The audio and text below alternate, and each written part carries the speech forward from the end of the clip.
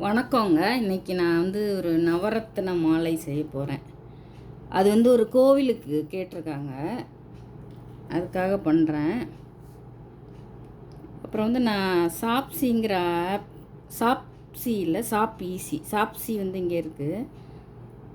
சாப் ஈஸி அது Malaysia, Singapore, இந்தியாவில் சேல் ஆகிறது. அதில் என்னோடய ப்ராடக்ட் எல்லாம் விளம்பரம் போட்டிருக்கு.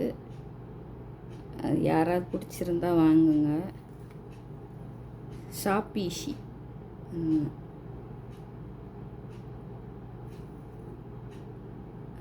அப்புறம் என்ன சொல்கிறது, நேற்று காமராஜரோட பிறந்த நாள்.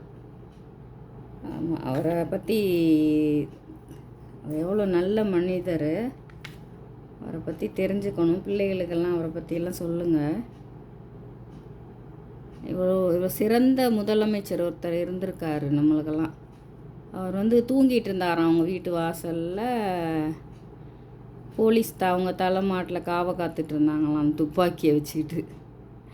அவர் சொன்னாராம், நீங்கள் போய் நீ முழிச்சிட்ருக்கியான்னு நான் பார்க்க முடியாது, நான் தூங்குறேன்னா நீயும் பார்த்துட்ருக்க, அதனால் நீ போய் தூங்கு அப்படின்னு போலீஸ்கிட்ட சொல்லி தூங்க சொன்னாராம்.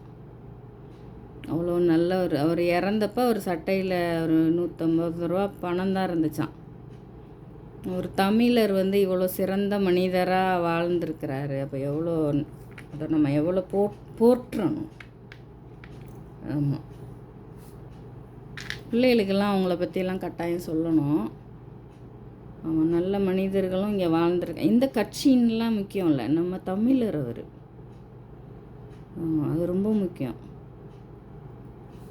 Thank you.